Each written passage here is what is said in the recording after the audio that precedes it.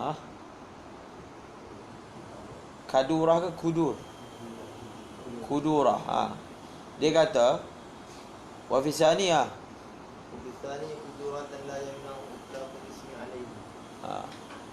Dia kata dalam kes tanah tu pula yang berlaku itu hanyalah kekeruhan air. Dia tidak menghalang daripada ia masih lagi boleh dipanggil air. Kemudian wasani maksudnya wal qaulu thani. Ini fil azhar kan? Wasani maksudnya wal qaulu thani yadur.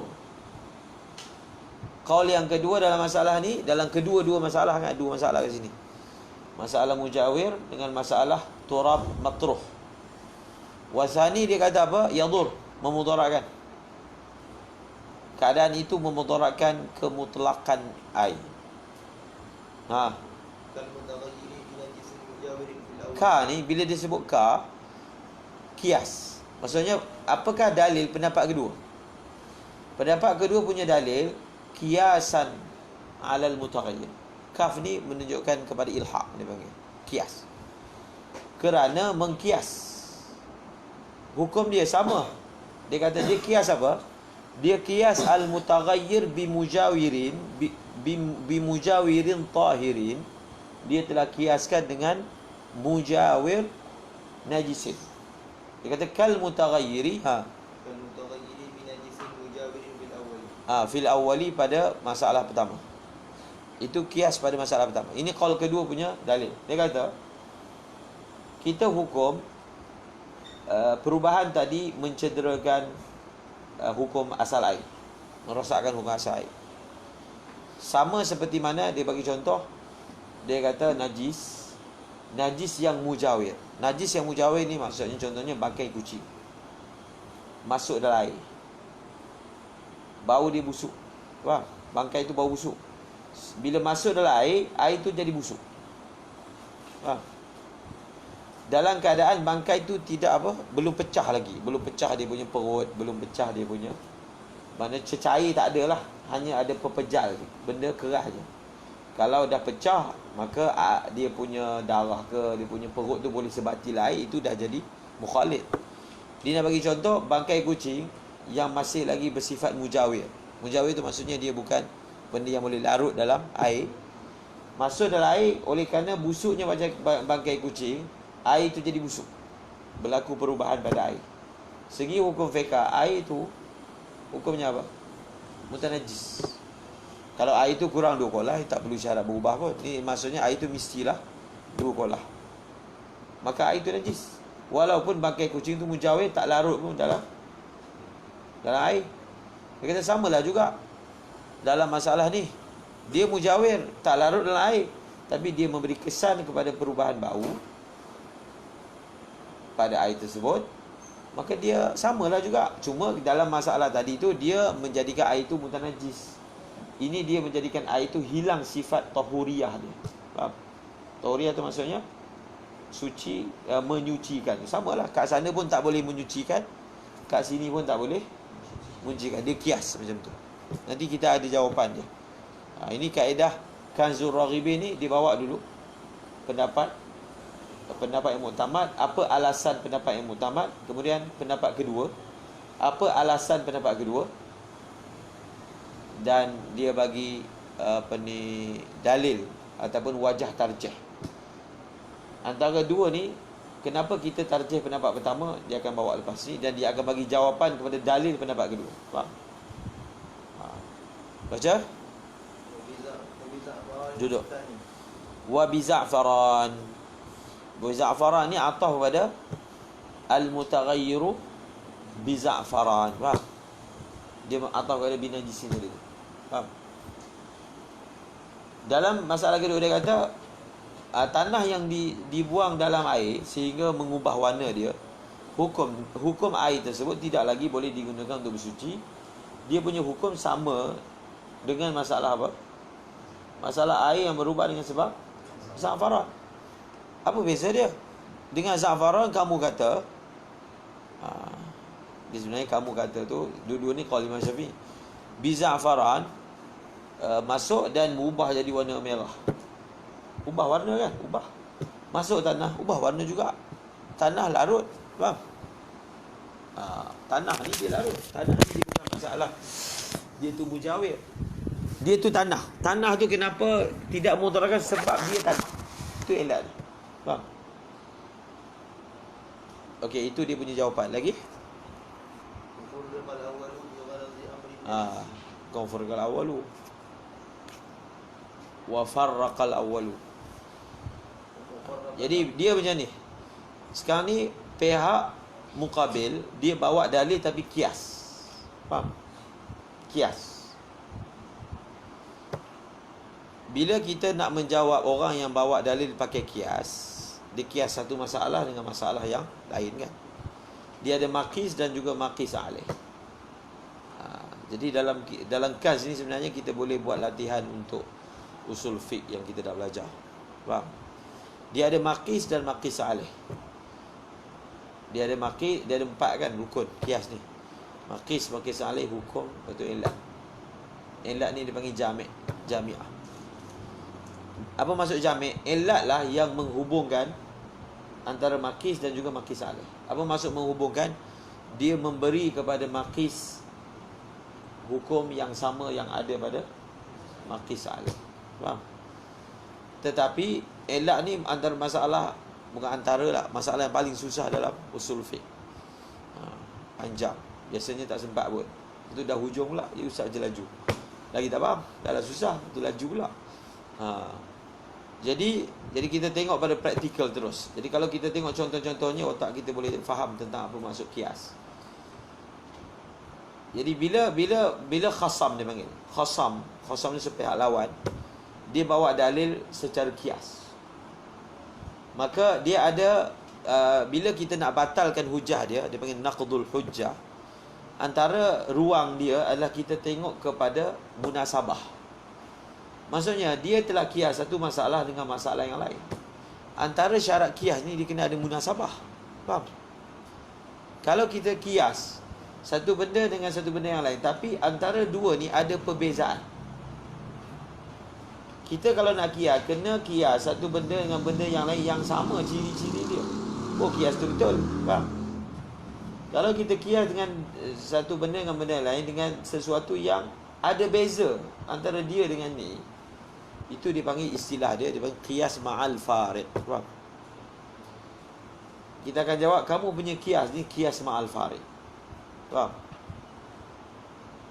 Kita buktikan bahawasanya masalah maqis alaih ni tak serupa dengan maqis. Sebab ciri dan sifat dia tak sama. Kalau nak kira dia kena sama ciri dan sifat dia, maka wafarraqal awwalu. Maksudnya wafarraqa al-qail al-awwal. Faham? Mereka yang qail dengan pendapat yang pertama ataupun pendapat pertama telah memberi farak, sebagai menjawab kepada kias yang diutarakan oleh pendapat kedua. Kita kata sebenarnya ada farik. Mana boleh kias masalah mujawir tahir dengan mujawir najis? Mana sama? Itu kan najis. Tahir, najis, dia punya hukum mana sama dengan hukum tahir. Jadi kias ma'al farik dia panggil. Faham? Tengok apa jawapan dia. Wa farraqal awwalu bighiladi. Kita jawab, mana boleh kias dengan mujawir najis? Sebab najis ni memang kita berinteraksi dengan najis ni dengan cara lebih keras, lebih ketat berbanding kalau sesuatu itu suci. Jadi kenapa ulama hukum dalam masalah mujawir najis tu sebagai boleh menajiskan air walaupun hanya apa? Hanya istirwah. Sebab najis ni kita berinteraksi dengan dia dengan hukum yang lebih ketat. Faham? Sebab dia najis. Jadi kita lebih syadid dalam bab najis. Tapi ini bab benda yang suci. Mana boleh dikiaskan benda yang ringan dengan benda yang syadid? Tak boleh kias. Faham? Itu yang dipanggil farik. Beza dia jelas. Itu najis, ini suci. Mana boleh kias najis dengan suci? Faham? Sana mujawir najis, ini mujawir suci. sepatutnya kena ada beza hukum dia. Jadi perbezaan hukum dia adalah di sana dia akan merosakkan air, di sini tidak merosakkan air. Itu dia panggil memberi jawapan dengan kaedah menyatakan farik antara makis dan juga makis alaih. Jadi orang yang hujah tu dia bawakan farik. Kalau musuh tu maksudnya lawan lah, ataupun pendapat sebaliknya membawa hujah dengan bentuk kias. Nanti kita akan tengok ada juga khasam tu dibawa hujah pakai hadis. Dia ada pula jawapan dia macam mana dan seumpamanya. Baca wa bi tahuriyati at-turabi. Ini pun sama juga. Jadi kita kata kamu telah kiaskan tanah dengan za'faran. Kita kata tanah dengan za'faran ni memang sama daripada segi dia ubah warna air, tapi ada beza. Beza itu menyebabkan tak boleh nak samakan tanah ni dengan air. Apa beza dia dengan za'faran?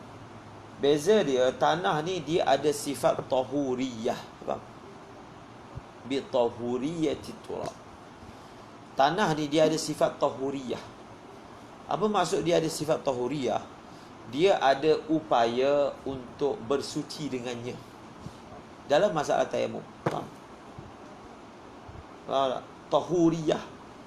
Tahuriyah tu maksudnya apa? Dia ada upaya untuk menyucikan. Atau dengan bahasa mudah, tanah dengan za'faran mana sama? Tanah ni salah satu alat bersuci. Faham? Mana boleh alat bersuci boleh menghilangkan sifat boleh bersuci pada alat bersuci yang lain. Macam tu dia punya hujah ni. Tanah tu sini alat bersuci. Faham? Yang boleh digunakan, dibenarkan oleh syarak ketika tayamum. Air pun alat bersuci. Nanti saya akan sebut dalam tahrir, dia kata ada 4 perkara yang ulama panggil dia mutahhirat, dia panggil. Alat untuk bersuci ada 4. Faham? Dalam tahrir. Tahriru tanqihil luba. Yang kita belajar lepas matan ghayah kat Yaman. Yang pertama ma'un wa turabun. Faham? Wa dabighun wa takhallulun. Ada 4. Apa dia? Ma', turab, dabigh, takhallul. Faham? Itu nantilah. Tulis je lah dulu. Dabigh dengan takhallul. Jadi salah satu daripada mutahhirat ni adalah apa? Adalah tanah. Jadi tanah ni dia lain sikit, special. Sebab dia ni adalah salah satu alat bersuci. Air pun alat bersuci. Maka alat bersuci dimasukkan dalam alat bersuci tidak sepatutnya menghilangkan apa? Sifat alat bersuci yang lain. Dia masih kekal bersifat dengan apa? Bersuci. Cuma pendapat muqabil telah dilabelkan sebagai muqabil apa? Azhar. Faham? Azhar. Sebab itu kita dah belajar poin yang keempat daripada Al-Azhar. Pendapat muqabil dalil dia juga ada nau'un minar rujhan. Faham? Ada juga munasabah je dia punya dalil. Faham? Maksudnya dalil pendapatnya dia kata dengan za'faran. Kalau kita tengok di segala imbas, munasabah juga kan. Za'faran ubah warna air, tanah ubah warna air. Jadi za'faran menyebabkan air jadi mutaghayyir, maka perubahan berlaku mutaghayyir jugalah. Dia punya hujah tu ada merit juga, bukan tak ada langsung. Cuma hujah pendapat Azhar tu dia halus lagi. Faham? Dia tengok sisi yang lebih halus, iaitu tanah tu dia ada unsur tahuriyah. Dia pergi dalam lagi. Faham? Sebab tu dia punya qaul ini dilabelkan dengan Al-Azhar. Kita boleh perasan. Jadi kalau kita biasa baca dalil, kita ada kekuatan menilai dalil ni kuat ke dalil tak kuat. Faham? Kita akan memiliki malakah menimbang dalil. Faham? Kita tengok. Nanti kalau kita tengok masalah yang dia kata masyhur ataupun sahih, kita akan nampak macam mana lemahnya dalil yang diutarakan. Faham? Begini rajin lah baca. Seterusnya Allahumma salli ala sayyidina Muhammad.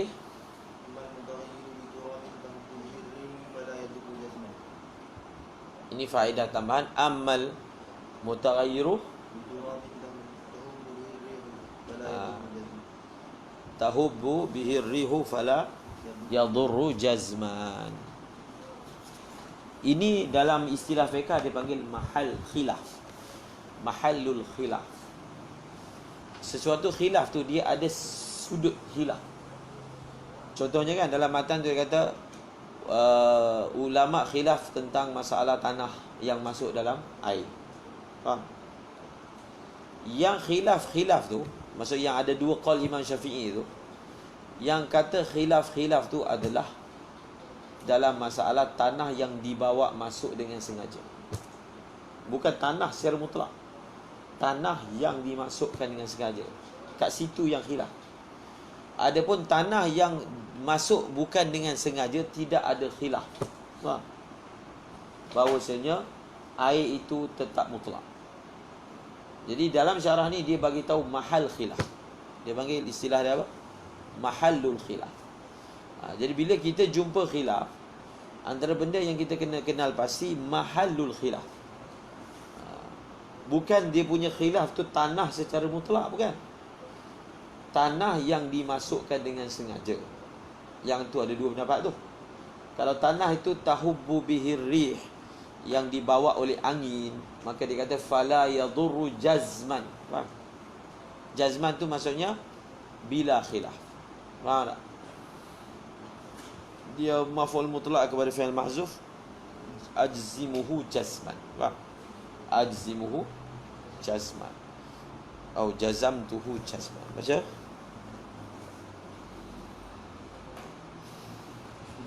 Jadi kita dah temui istilah pertama al-azhar. Lagi ويكره المشمس والمستعمل في فرض الطهارة كلا ونفلها غير musta'mal depan lagi belum masuk lagi musyammas pula. Jadi bila ini dipanggil masalah yang dasar dalam apa? Dalam perkara yang kita baru bincangkan. Masalah ni dia ada pecah-pecah lagi kat bawah. Faham? Dia panggil dia ada furuk lagi. Kalau kita nak pecah, dia ada furuk. Furuk tu boleh didapati dalam syarah yang lebih luas. Faham? Allahumma salli. Antara furuk dia, ulama mengatakan tanah, tadi kan kita sebut mahal khilaf kan, tanah yang dikatakan tidak memudaratkan itu, kalau masuk dalam air, jadi kait dia. Kait kan kita sebut itu. Bila kita belajar fiqh, kita kena tahu kait. Selagi mana air yang bercampur tanah itu tidak menjadi tin. Faham?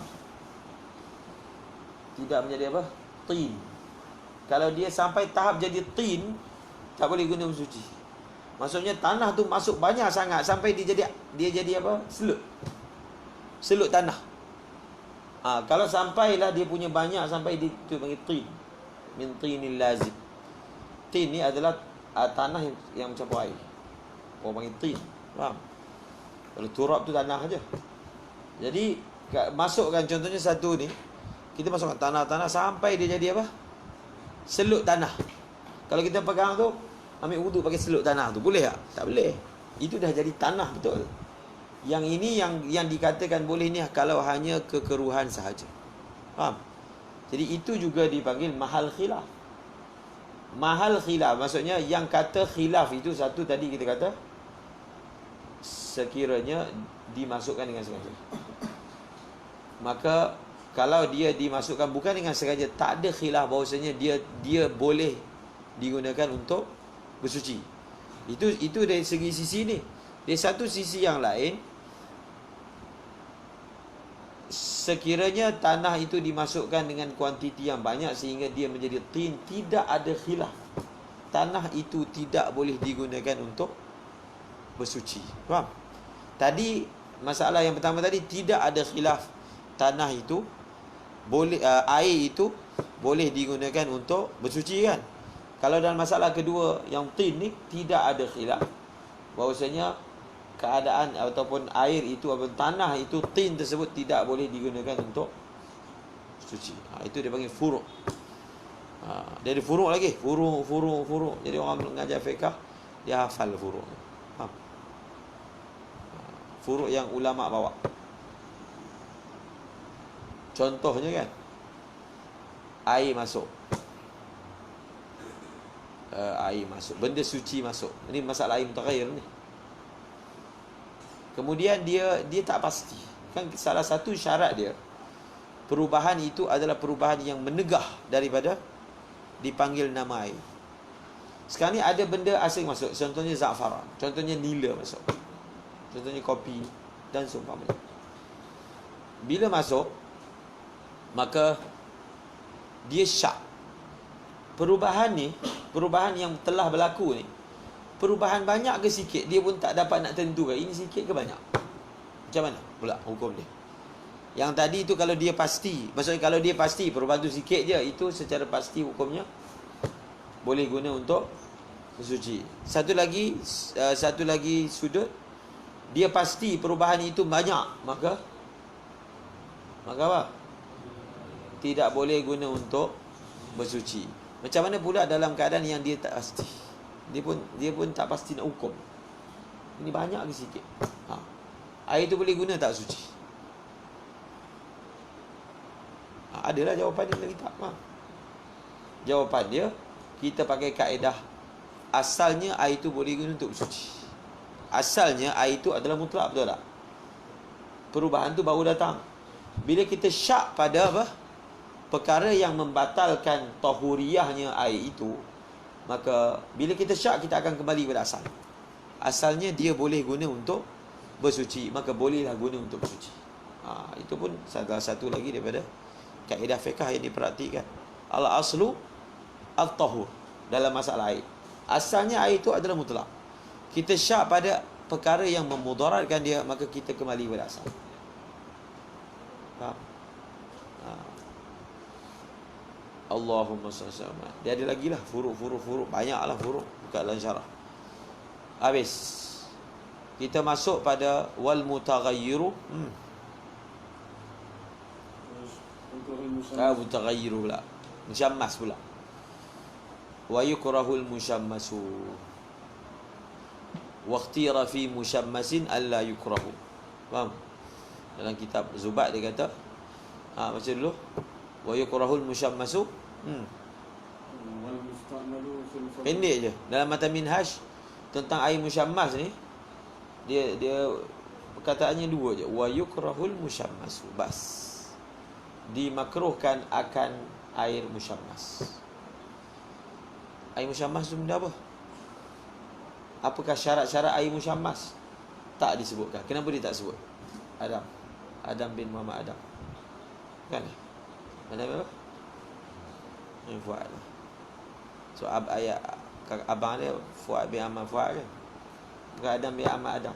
Bukan? Mana je? Apa saya nak tanya tadi? Kenapa dia tak sebut? Kenapa dia tak sebut syurut-syurut? Sahabat sebut. Ni bin Anwar.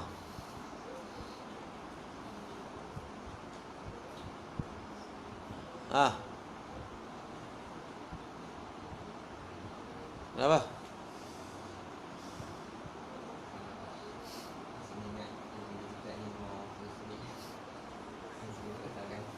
Sebab apa?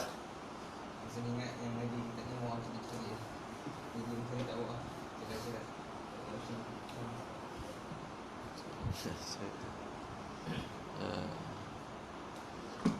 Wallah alam. Saya tak tanya lagi Imam Nawawi. Kenapa? Macam mana anda tahu? Pandai. Bila masa pula Imam Nawawi cakap yang tu? Mana boleh andai? Orang punya qasad. Tanyalah musannif. Betul tak? Okey, baca seterusnya. Wa yukrahul musyammasu. Dalam setengah kitab, air musyammas ni dipanggil air mutasyammis. Faham? Dia boleh. Biasanya orang panggil musyammas, ada setengah musannif dia guna mutasyammis. Macam mana pula mutasyammis? Sama je. Cuma bila dia musyammas ni diisim, dia adalah mutaaddi. Maksudnya dia punya makna dia mutaaddi. Kita belajar dia satu lagi mutawa'ah. Faham? Syammasahu fatashammasa. Faham?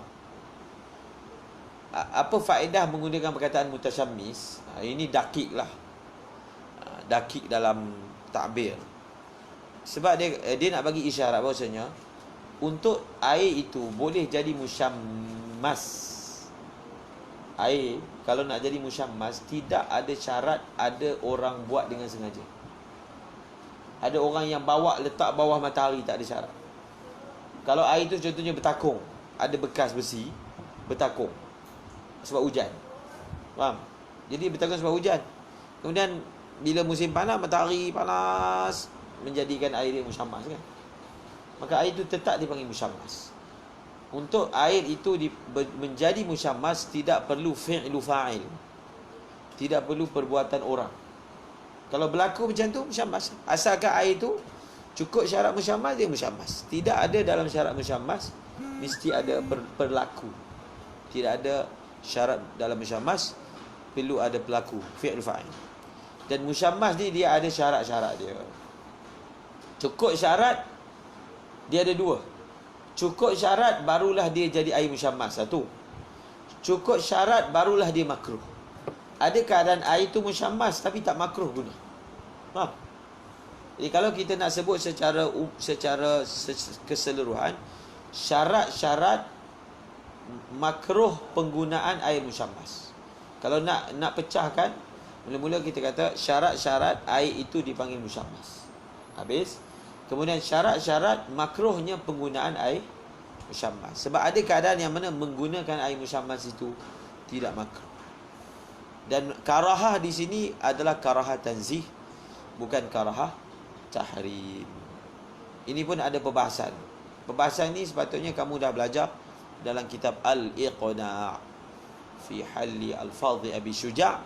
Boleh rujuk balik, tengok balik. Faham? Jangan buang kitab Iqna' tu. Dia buang tak semestinya tong sampah kan. Buang tu sisih, tak baca, buang lah tu. Betul tak? Buang tak semestinya buang tu sampah. Dia insan terbuang. Dalam kelas ni pun ada insan terbuang tak? Walaupun dia tak duduk dalam tu sampah. Jadi buang tu maksudnya dalam Quran kata takhadu wara'ahum zihriyah, duduk tak belakang. Faham? Jadi kita dah sebut sebelum ni, lebih baik baca satu kitab banyak kali daripada baca banyak kitab tapi sekali saja. Benda tu kamu dah belajar. Jadi kita buka, bila sampai je munasabah, contoh tajuk ni kan, sebab minhal pendek je. Boleh je kita baca Mughni. Mughni tu adalah syarah minhaj kan. Tapi sebelum baca Mughni, lebih baik kita baca Iqna'. Pengarang Iqna' Mughni orang yang sama. Faham? Pengarang Iqna' dengan Mughni orang yang sama. Khatib Syarbini. Jadi ada setengah ibarat dalam Iqna' sama dengan Mughni, sama. Dibawa oleh pengarang. Saya tengok banyak panjang lebar bahasan air musyammas dalam kitab tersebut. Okey. Dia ada syarat-syarat air musyammas. Tengok dalam Bajuri ada 7 syarat. Faham? Air musyammas yang jadi makruh. Antara syarat-syarat, kamu tengoklah. Antara syarat-syarat bahawasanya air musyammas ni makruh. Saya nak sebut apakah syarat air musyammas tu makruh guna. Macam mana air tu dipanggil musyammas, tengok sendiri. Tapi air musyammas tu bila makruh? Pertama, apabila digunakan pada badan. Faham? Yang kedua, apabila digunakan ketika dia masih panas. Syarat air musyammas hukumnya makruh digunakan yang ketiga. Tidak bukan, ada pilihan lain. Faham? Itu 3 syarat. Faham? Bila ada 3 syarat baru makruh. Pertama, guna pada badan. Kalau dia guna pada pakaian, dia bilas baju dia, tapi tak kena, air tu tak kena pada badan dia, maka tidak makruh. Dia guna air tu musyammas tapi dah sejuk, lagilah tak makruh. Sebab dia ada illatul karahah. Kenapa air musyammas tu makruh? Jadi hukum ni dia berpaksi atas illat dia wujud dan tiada. Dia ada illat dia. Kenapa air musyammas tu makruh? Sebab dia boleh memudaratkan kerana kepanasannya. kerana kepanasannya, bang. Jadi bila air itu sejuk, ada tak lagi alasan kita nak ukur dia makruh? Tak ada. Sebab dia punya mudarat yang dijangka tu adalah kalau masa dia panas.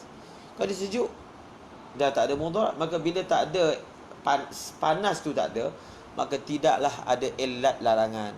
Bila illat larangan tak ada, maka tak adalah hukum makruh. Faham? Yang seterusnya adalah ada pilihan lain. Maksudnya ada air lain. Boleh je guna air lain yang tak musyammas. Dia pakai air musyammas, makruh. Tapi tak ada pilihan lain. Sekarang ni nak ambil wudu. Nak semayang. Waktu dah suntuk. Yang ada air musyammas je. Pada ketika itu makruh juga ke guna air musyammas? Bila tak ada pilihan sekarang ni, dia nak buat benda yang wajib ni, bukan benda sunat. Semayang fardu. Waktu dah suntuk. Kalau ditangguh air tak ada. Jadi air musyammas, dia hanya ada air musyammas je. Contoh dia lah. Maka pada ketika itu menggunakannya tidak makruh. Dia dah sampai ke tahap dia panggil darurat. Kalau benda darurat ni, benda haram pun boleh jadi tak haram. Kalau benda makruh, lagilah tak haram, tak makruh. Betul tak? Darurat ni dia boleh tukar benda yang haram boleh jadi tak haram. Takkan dia tak boleh tukar benda yang makruh menjadi tidak makruh. Faham? Sebab itu syarat dia ada pilihan lain. Kalau tak ada pilihan, maka hilanglah hukum makruh tadi. Jadi 3 syarat. Jadi kalau kita tanya soalan, apakah syaratnya? Tulis. Itu syaratnya. Tapi dapatkan dalam bahasa Arab lah. Sekarang ni, okey, tengok. Ni saya cakap bahasa Melayu kan. Jadi ubah dalam bahasa Arab supaya jawab soalan tu molek sikit. Faham? Ini tulis tu soalan, jawab tapi dia pakai Arab Melayu. Ustaz tak faham ni nak cakap apa. Jadi kena tengok macam mana. Kalau nak takbir dalam bahasa Arab yang saya sebut tadi macam mana. Kalau nak mudah, tengok dalam kitab Baijuri, dia dah senarai. Yang 3 yang saya sebut tadi semua ada. Faham? Jadi tengok macam mana ulama guna ayat. Tiru ayat tu, hafal. Faham tak? Okey? Allah alam. Jenazah. Wa yukrah musyammasu. Tadi saya baca nazam daripada Safatuz Zubat. Imam Nawawi, ikhtiar beliau. Masa mukadimah kita terangkan apa maksud ikhtiar. Ikhtiarat al-fiqhiyah. Imam Nawawi punya ikhtiar, air musyammas tidak makruh. Penggunaan air musyammas tidak makruh. Itu ikhtiar Imam Nawawi. Apa maksud ikhtiar? Datang air itu. Dalam mazhab Syafi'i, kalau ditanya air musyammas makruh ke tak? Makruh. Muktamad dia makruh. Tu yang Imam Nawawi punya ikhtiar. Dia lain. Tarjih Imam Nawawi dengan ikhtiar Imam Nawawi. Itu benda yang berlainan. Faham? Dalam kitab ni Imam Nawawi tak akan bawa ikhtiar dia. Itu semua yang dibawa mazhab Syafi'i punya yang muktamad. Tapi ada perkara-perkara tertentu beliau mentarjihkan ataupun memilih pendapat yang luar daripada mazhab Syafi'i. Maksudnya bagi beliau dalam bab ini min haisud dalil, maka ini lagi kuat.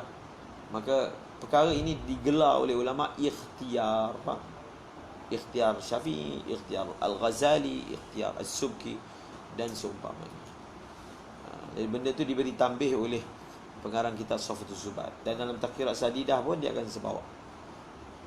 Kalau tengok dalam Taqrirat Sadidah ada dibuat nazam Safatuz Zubat tentang masalah ini, ikhtiar Imam Nawawi. Dan ada lagi perbahasan-perbahasan yang lain.